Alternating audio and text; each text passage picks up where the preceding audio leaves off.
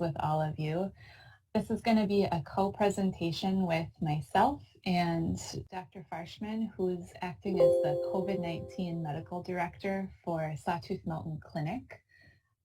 We are going to be recording the presentation component of tonight so that people who weren't able to join us in person are still able to access the content. And at the end of the presentation, we're going to stop recording and you'll be able to see my face and Dr. Farshman's face and have maybe a slightly more personal kind of Q&A at the end for folks so that you're able to get your questions asked. But the goal of tonight is really to share with you what we know and what we don't know about the COVID-19 vaccine, to make sure that you have the information that you need to make choices about vaccination for yourselves. If you're on the call, it's likely that you are a first responder, and this first phase of vaccination, phase 1A, it includes EMS as one of the first responder groups. And we'll talk a little bit more about kind of what that means in terms of this whole distribution and getting the vaccine out to folks. I'm not going to be monitoring the chat box until we get through the content here, but I want to assure everyone that we're going to have time toward the end of the presentation for all of the questions that folks have. So without further ado, I'm going to turn it over to Dr. Kurt Farshman to get us started with our presentation tonight. Hello, everybody. Bear with me too. Technology is not exactly my strong suit. So, and just wanted to say I appreciate the opportunity to be here and talk to you guys. This is our first presentation about the vaccine rollout outside of the walls of a clinic and hospital. And this really is an exciting thing, but it's also something that people have a lot of questions about, and they should. This is a whole new thing in terms of the speed of a vaccine rollout. This is relatively new technology. And so that's why we wanted to just talk to people about this. You know, anytime there's a brand new thing in medicine, I generally urge people to be somewhat cautious. And so I had my own thoughts about that coming into this, but we hope to share with you tonight that I've been really reassured by what I'm seeing, but that there are still things we just don't know.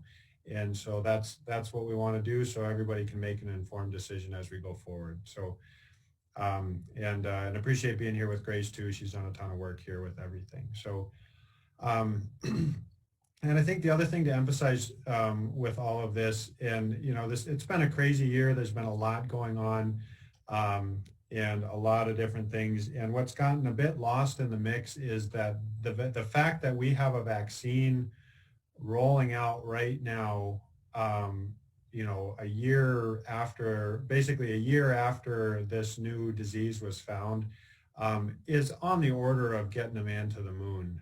This has been a massive undertaking and really is a pretty remarkable feat for really mankind in various forms in various countries coming together to be able to make this amount of vaccine and have it ready to go to make a meaningful difference. So we'll talk a little bit about how that happened and what and where we're at with all of that. So one of the biggest things that we talk about with these vaccines is the speed. That's been one of the most impressive things about this. But of course, anytime something happens fast, you wonder what did they give up or what was lost in it. But really what it comes down to is the only thing that that was lost was a lot of money when it comes in terms of safety and all of that. And to give an idea of how they did it, you kind of have to come back to how trials are usually done. And so if you look at the top of this, there's the preclinical trials, and that's basically the idea phase where somebody comes up with an idea, somebody in the lab says, hey, I think this might be a way to make a vaccine. They come up with a way to make small amounts of it, and then they go into the phase 1 and 2 clinical trials, which are really focused mostly on safety. Basically just making sure it's okay to give this and people aren't going to have a major reaction. Usually done in smaller numbers. They make sure a small amount is safe. then they go to a larger group, and then the phase 3 trials are where we really get our data in terms of does this work. And as we'll talk a little bit, you need a lot of people for that to happen. So normally this process takes many years. The fastest vaccine that was developed prior to this was 4 years, um, which in the face of a pandemic like this is an eternity. And most vaccines take on the order of a decade or more. But that's because everything's done sequentially. Nobody wants to waste a lot of money or time on something that's not going to work. And so what happens is you have your preclinical trials, then you do the phase 1 trials where you're actually giving it to people, and then you got to make sure that all of that goes well. You finish the study, and then you say, okay, now we need to make this much more of this vaccine. We need to enroll the phase 2. We go through that, and then same process, but then before phase 3, you got to make a lot more of the vaccine. You got to make sure everybody gets enrolled, and each step, you step up your manufacturing process. What happened with this is basically a bunch of companies had different ideas of different ways to make the vaccine. And governments across the world said, we are willing to spend a lot of money to start the manufacturing, to start recruiting people for the clinical trials down the road. And we're willing to put a lot of money to get all of that rolling from basically day one, from when they first came up with those preclinical trials. And so the risk there was that you would have millions of doses of a vaccine that doesn't work, that you're going to have to just throw away, essentially. But that was the risk that we took in terms of this. But when we went through the clinical trials, each trial happened as it normally would have when you went through it. It's just that by the time you were done with the first trial, you had already enrolled a bunch of people willing to be part of the second clinical trial, and you already had all the vaccine made. And while all of that is happening, then you're just basically ramping out this vaccine as if you're going to give it to everybody, hoping that the vaccine will be safe and effective so that when it comes through, you're able to just start distributing it. And that's where we are right now. And then usually after all those trials, you go through an approval process, which we've seen the beginnings of that normal process. And then after you roll it out, then there's the post-marketing safety monitoring where we continue to watch the safety. And we'll talk a little bit more about that. We can go to the next slide.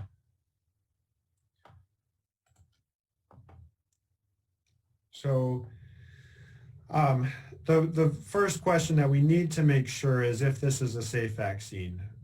When you're giving this to otherwise healthy people in medicine, I mean, we have an obligation to make sure that we're not hurting people. And so with anything, there is the chance for reactions. There is adverse effects that can happen. But what we're looking for is to make sure that the overall benefit is far greater than any risks with it. And so to do that, we look at that phase 3 trial, and that's what is still going on, and we just got reports on. And that's where we've got 2 vaccines right now that we're working with, the Pfizer and the Moderna, and each of those had 30 to 40,000 people involved, and half of them in each got the vaccine. So we're talking somewhere on the order of, 30 to 40,000 people who got the vaccine. So when we're looking at bad things that can happen, we're going to pick up on anything that's 1 in 40,000. And these trials were just as big as any of the vaccines that have been fully approved by the FDA. Now, one of the things we're looking at here is you hear this EUA, Emergency Use Authorization. What that means is it doesn't have the full approval at this point, but it has been clearly shown to be that the benefits outweigh the risks. And right now they are continuing to go through the FDA full approval. And as part of that, they really made it very stringent to get this EUA for these vaccines. You hear a lot of concerns about, was there government influence or private industry? But to get around that, what they do in the FDA is they have an independent review of the safety data. So these are people not part of the FDA who are reviewing the data and making recommendations. And so as they looked at these tens of thousands of people, there were no major safety concerns with these vaccines. So it's possible that there are very rare serious side effects that can happen. You probably heard in the news that there's been reports of anaphylaxis, which is a severe allergic reaction. We have seen a handful of those that happen shortly after the vaccine, but right now we're dealing with on the order of tens to hundreds of thousands of doses being given out with just a handful of these. So yes, it can happen, but it's extremely rare. The thing to keep in mind as we roll this out, when you're dealing with tens of thousands of people, bad things happen to people every day.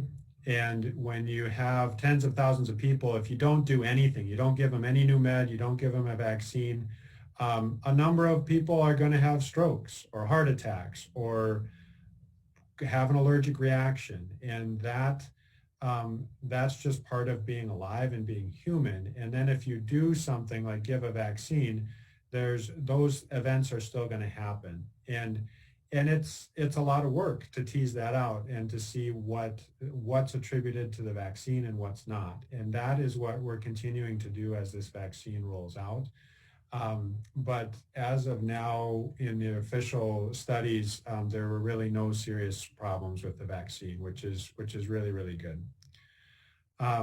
So in terms of the effects that we do see, there are common side effects that we have with vaccine. Everybody knows you get a shot, your arm hurts. And that's the most common thing that people noticed with it. And that's the injection site reaction. Sometimes you can get some redness or swelling, but by far the most common thing that people report is they get a sore arm. You can get fatigue, headache, muscle aches, some joint pain and chills. These are all common things with almost any vaccine. Basically, those things are how you feel when your immune system is ramping up and making antibodies, which is just to say that when you get sick and you feel that fatigue, headache, muscle aches, joint pain, and chills, a lot of that is not necessarily the virus causing it. That's how you feel when your own body is fighting a virus. And when we give a vaccine, we kind of want that response. So people can get these things. They're usually limited to just 24 hours after getting the shot. And it's most common after the second shot when you get these. Next slide. So like I said, most of these effects happen 1 to 2 days after you get vaccinated. They are more likely after the second dose. As I reviewed the data, they are officially more likely to happen in younger people than older people. But as I reviewed it, I can't help but wonder if the younger people just complain more in terms of how it's rolled out. But the younger people did report having a little more reactions that may also be related to immune systems that are a little more robust. But again, no serious adverse effects have been associated. And what I'll say too is what we know of other vaccines is most serious effects show up within 6 weeks of a vaccine. And that's why they added another 2-week buffer to give a full 2 months of safety monitoring here. So next slide. So the question of how does the vaccine work? And that's where we're looking at this is a new kind of vaccine technology. It's called an mRNA. And the mRNA is a bit of virus RNA that the whole spectrum of the mRNA, once it gets into a cell, that's what causes a cell to start. It hijacks the cell to start making a bunch of virus, and then the cell lets loose, one virus gets in the cell lets loose a lot of other viruses, they go infect other cells. That's how we get sick. And what they've done here is they've taken just a fragment of it that makes what we call the spike protein. It's just a protein that's on the outside of the virus that seems to be really important for the virus to actually infect us. And so all that is made when you get this vaccine is just that spike protein. There's no other component of the virus there. And then the cell releases that out, and then the body sees it. The body's immune system works by, if you see a foreign material, it makes antibodies, it stores that memory and is ready to attack it when it comes.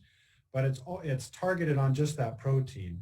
The really intriguing thing about this technology is that it's not taking a live virus that we've adjusted so it can't become more infectious.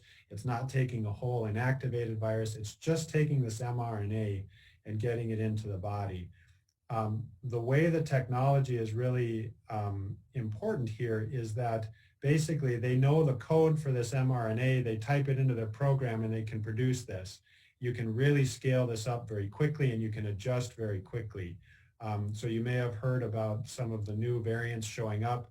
This technology allows the vaccine makers to adjust and make a different vaccine if there are any shifts in some of the virus spike proteins. So of course, it gets a lot more complicated than that, but I'm a family doc and not an immunologist, so I can't get a whole lot more detailed than that. But those are the basic overviews. Next slide. And one other thing I will say on safety before we get into the effectiveness is these mRNA type vaccines have been studied going back about 10 to 20 years. They've actually been looking at that vaccine technology from the early 2000s for other diseases, but they're on the normal scale and normal time frame. So they're still in development, but they have gone through the first 2 clinical trials, and they've consistently been shown to be safe. So while this specific COVID-19 vaccine is new, and while the other ones have not gotten all the way down the pipeline, they really have a fantastic safety record. And so that has given me a lot of reassurance that this technology has been studied for almost 20 years now. So, but the really exciting thing with this is that as they looked at these trials, they really far exceeded what we were hoping. The FDA had put out that we would accept a vaccine that was 50% effective, meaning that it protected half of people. And these vaccines, both the Pfizer and Moderna, showed around 94 to 95% efficacy. And one of them, it seems to suggest that even if you do get sick, it protects you from severe COVID-19, which is really, really good. This is on the order of our most effective vaccines in terms of how well they work. So there's still a lot to be answered, though. When we say that they're 95% effective, we're saying that that's how effective they are after 2 months. And we can't say any beyond that because these trials have been only going on for 2 to 3 months. And so the big question is how long is this going to last? And the only answer to that is to wait and see how the people in these trials do. Other things that we don't know is that what they looked at is they know that people didn't get sick. They didn't start to have symptoms when they had been given the vaccine. But as you've heard, a lot of the problem with COVID-19 is it can spread when people don't have symptoms. And so the big question is, can you spread this? Can you have it in your body? It doesn't make you sick, but can you spread it to others? We have a little bit of information that suggests that they might be protective, but we don't really know. And that's going to have a lot of implications for what we can do after you're getting vaccinated. And so those are kind of the big questions we've got. We're also learning more about certain groups of people and how effective they are. Certain vaccines work well in younger people, but not in older people. We also are just starting to look at whether these are safe for children. They were not included in the original studies. And then there's other questions out there too. We know that COVID-19 can have long-lasting effects. We're not sure, for the 5% of people who might get sick, will it protect against that? And the other thing is we assume that these, by preventing people from getting sick, that they're preventing, but we actually don't have enough numbers in the studies to be able to say that for sure. So, so those are kind of a summary of what we know and don't know about this whole thing. Question right now that we've been getting at both the clinic and public health is when can people get the COVID-19 vaccine? And we began to vaccinate within Cook County just over a week ago. So the week of the 21st of December this year, the first shipment of vaccine reached our community. And the way that vaccination is rolling out, not just in Cook County, but across the state of Minnesota, is through a sort of phased approach. So the very first doses of the COVID-19 vaccine are going to healthcare workers, including EMS first responders, as well as residents of the care center here locally, and more broadly, residents of long-term care facilities. And the reason for that is that we've seen the highest risk of infection in these groups. And with healthcare workers, they're exposed to COVID-19 on a much more regular basis. So that's the reason for these groups being included in this very, very first phase of vaccination. And the way that we're expecting that this will roll out over time is that more vaccine will slowly become available. There'll be kind of this trickle of vaccine, and as facilities ramp up production, more and more of the vaccine will become available and we'll be able to immunize people at a faster rate. So right now we're in phase 1, and after we move out of this phase 1A, the next phases, phase 1B and 1C, will be older adults. So that 1B group will include adults over the age of 75, as well as frontline essential workers. And then phase 1C will be adults 65 to 74, other people with high-risk medical conditions, and other essential workers. So there's still working out some of the detail of kind of sub-priorities within those groups, but that's what we're looking at for the remainder of phase 1. Moving into phase 2, it'll probably continue to be somewhat targeted on groups that have been really hard hit by the pandemic. And then phase 3 will be when there's enough vaccine to go to anyone who wants a dose. So this is going to be a major undertaking, not just for our community, but across the country and really the world. And in this slide, I want to also include the piece of Grand Portage and other tribal communities throughout the country. They're following a slightly different vaccination distribution plan. As sovereign nations, they're really able to prioritize specific groups in collaboration with the tribal government. So I know within Grand Portage, they're also going to begin vaccinating starting next Wednesday, and they're also going to be vaccinating the EMS, frontline workers, and elderly community members. So they have a slightly different process, but also, like the county and other parts of the country, it's not going to be enough immediately for everyone. So there is this phased approach that we're all kind of taking. So going on to the who is kind of not included there, so far, the studies that have been done on safety and effectiveness have really focused on the adult population. And so the adult population is really the first population that is eligible for vaccination at this point in time. So as we get further into vaccination, they will be including people who are pregnant, people who are lactating, as well as children under the age of 18 in study groups. But until those studies are a little bit further, they're not going to be groups of people who are eligible for vaccine at this point. So as we learn more, that could change, and we'll be sure to provide updates as we know and learn more. But for now, we're going to really be focusing on the adult populations. Pregnant people, I will actually add the caveat that children are not eligible for vaccination. People who are pregnant or lactating, they are. However, they're recommended to talk to their healthcare provider. And they are a special population that's continuing to be studied in the ongoing trials. Why should we get the COVID-19 vaccine? I mean, the biggest reason is it really protects you from disease caused by COVID-19. We don't know yet if it will protect the people around you from COVID-19. We're still learning quite a bit on how the disease can be transmitted from people who are vaccinated to others.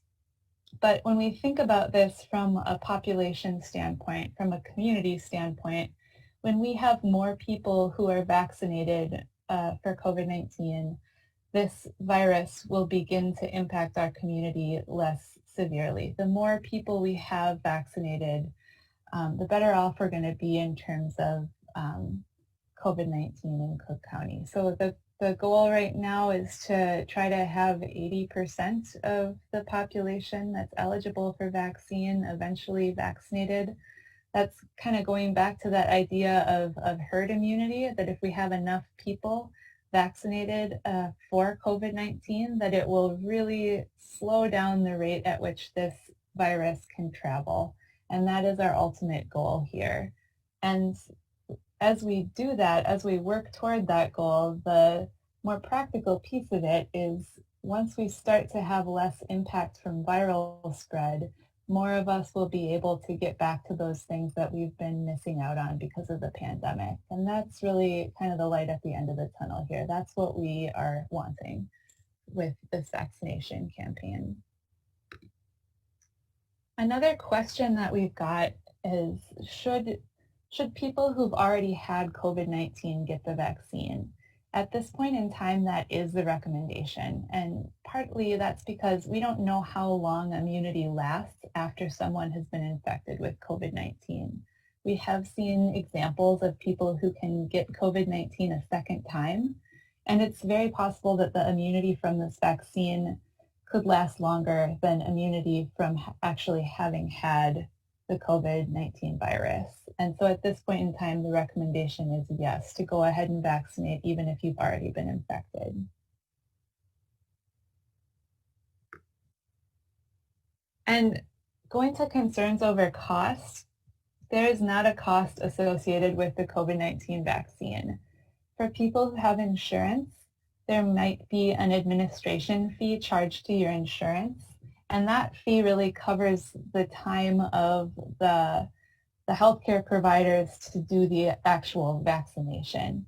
If you do not have health insurance, the government does pick up that tab and cover that cost. And the vaccine itself is also being paid for by the federal government. So you will not be getting a bill for getting the COVID vaccine. And finally, going back to the practicalities of how many doses you'll need to get. So at this point, both the Pfizer and the Moderna vaccine are 2-dose vaccines. And if we think about the universe of vaccines that are out there, we do have a number of vaccines for both children and adults that are multi-dose vaccines. So at this point, the COVID-19 vaccine is a 2-dose vaccine. And depending on which vaccine you receive, the Pfizer or the Moderna, it's 3 to 4 weeks between the doses. So when you go to get your first dose of the vaccine, you will leave with a reminder card that tells you when you need to come back for your second dose. And at this point, because these are relatively new vaccines, we're really encouraging us to do our best to try to get people back for that second dose in the correct time frame. So there's a little bit of wiggle room there, but the goal is to really get people back at the correct interval for the second dose of the vaccine. And that's because that will give you better protection from COVID-19. The multi-dose vaccines, after one dose, that doesn't get you to that 90% efficacy that we're talking about. You need to have both doses to get that maximum level of protection. And The unknown is whether you'll need to have like a follow-up booster, like say the flu shot where we have annual flu shots that come out.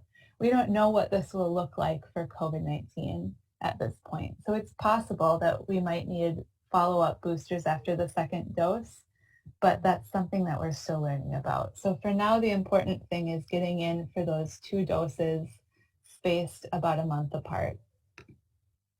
And that's really a big public health effort. So when we do the actual first dose of the vaccine, we'll schedule the second one right there.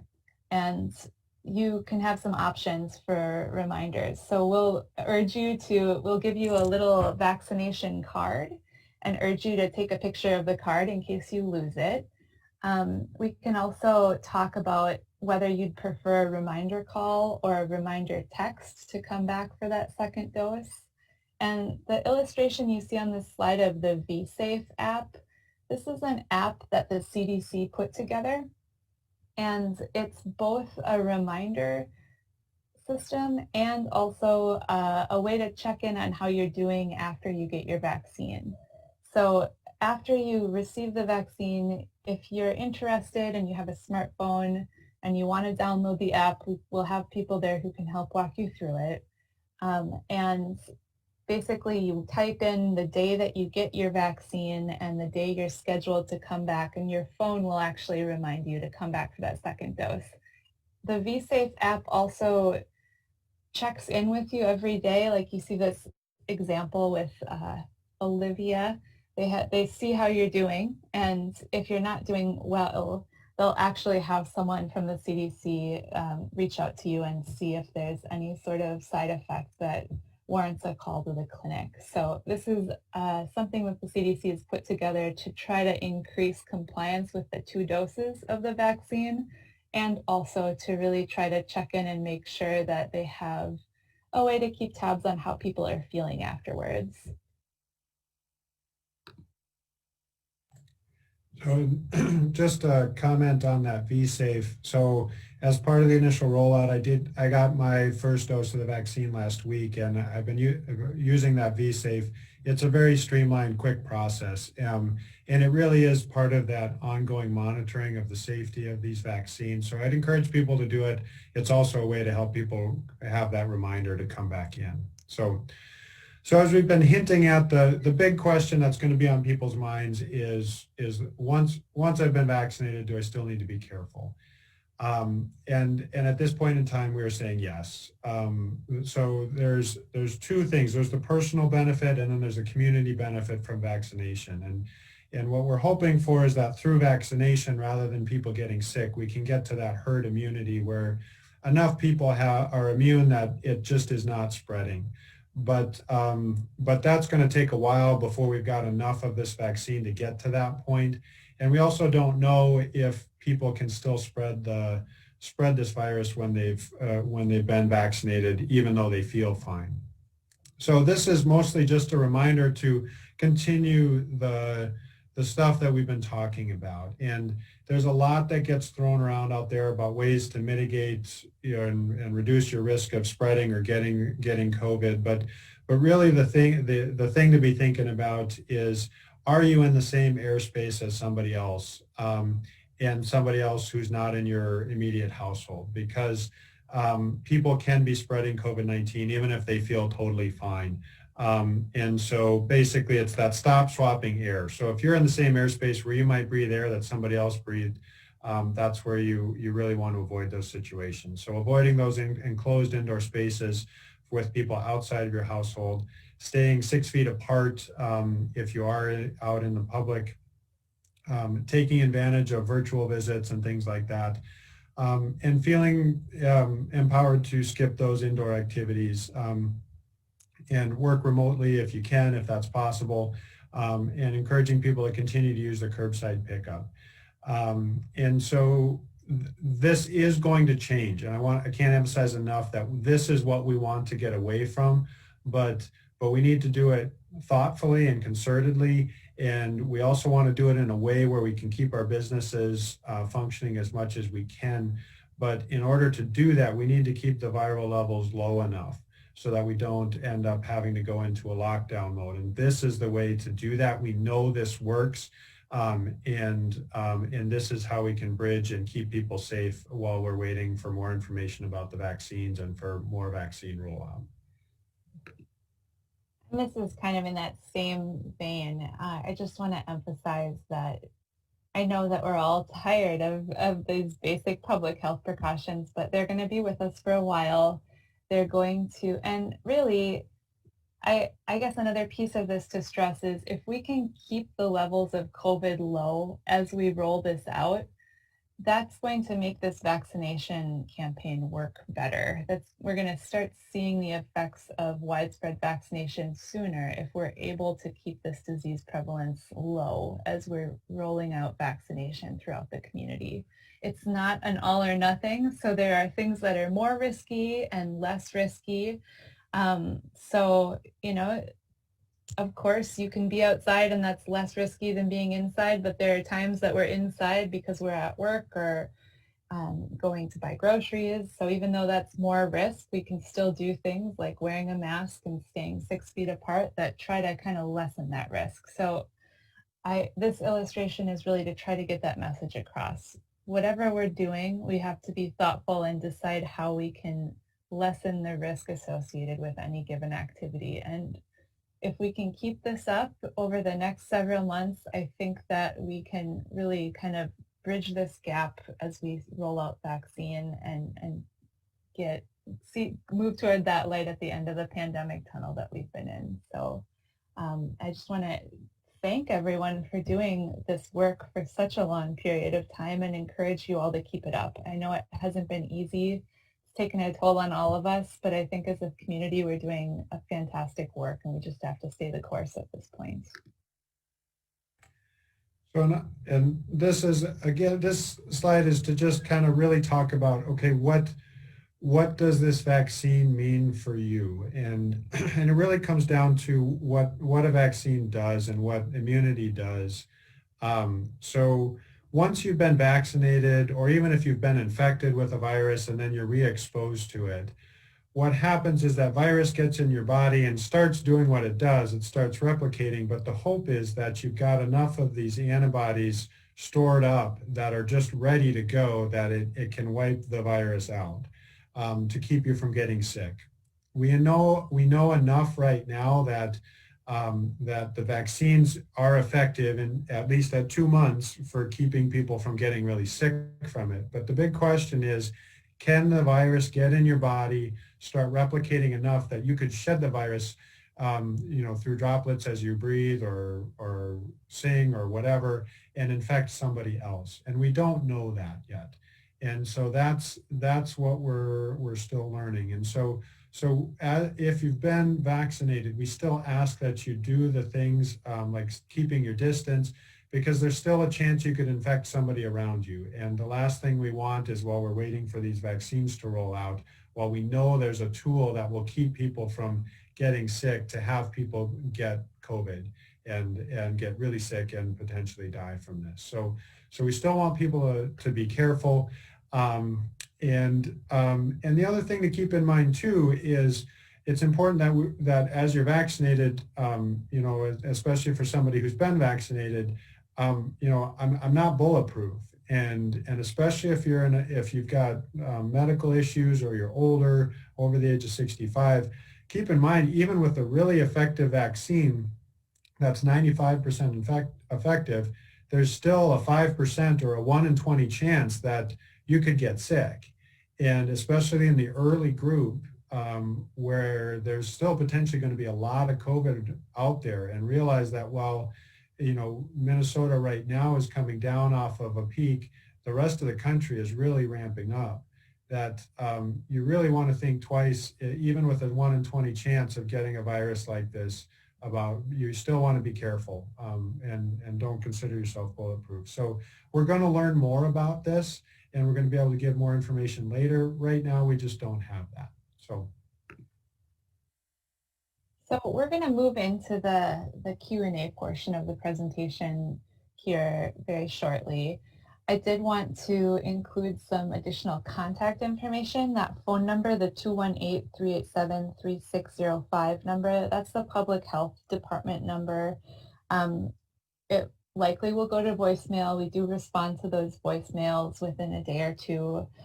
We also have the COVID-19 hotline email address, and that's another great place to email questions about the vaccine that will direct to the public health staff at the county, and we'll be able to get back to you within a day or two as well.